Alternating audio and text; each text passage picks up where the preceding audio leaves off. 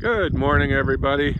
I thought I would come out and do an overview of the big outdoor garden. It's doing great. It's been a while, and now that things are starting to come up, we can show you a little bit about what we're doing here.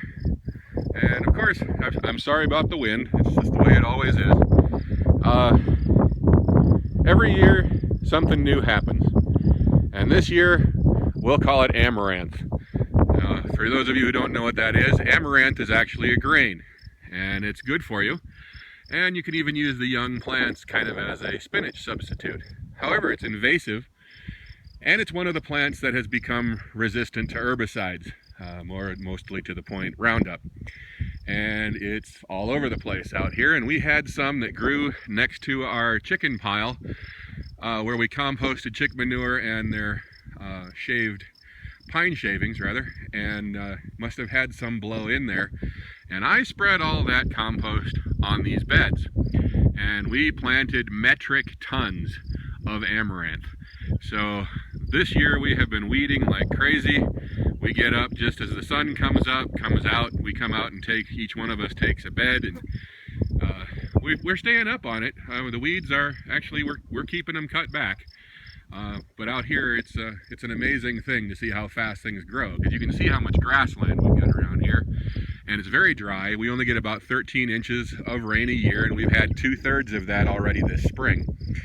So if you have a wet spot like the drip irrigation that we have here, then the weeds like to call this home too.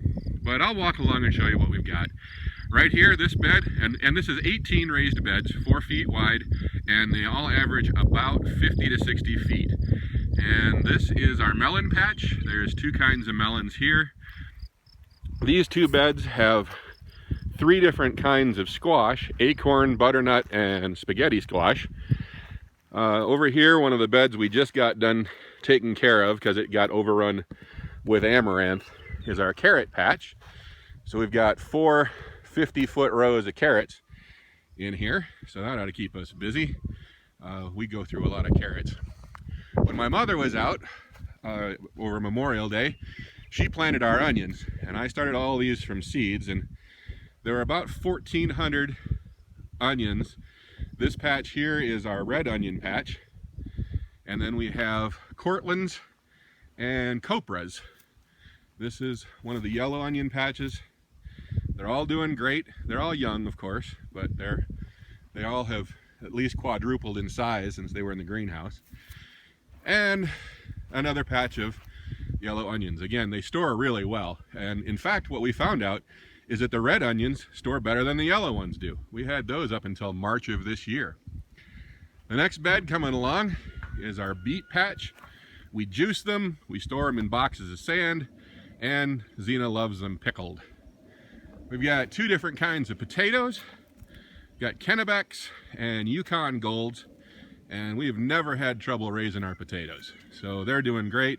Again, we're just trying to keep the amaranth down. But where there's 4 beds of potatoes, we usually get about 400 pounds, and we use them, can them, freeze them, dry them, eat them, all the above. Our bean patches are going exceptionally well. We've got two patches here of black beans that we just love them for all sorts of different reasons. And then we're trying a new breed. These are called Yellow Eyes. These 2 rows here, they are beans that you would use in making baked beans. And they're kind of nice. They're white beans, and they have a little orange eye on them. So I guess that's why they get their name. I guess some people see it as yellow, but they looked orange to me. Our only failure is this little half bed here. That was supposed to be sweet potatoes. And every year I get the slips, and they're all dry. And then I let them get drier. And when I put them in, they just don't seem to want to do very well. At the other end, though, is our asparagus patch.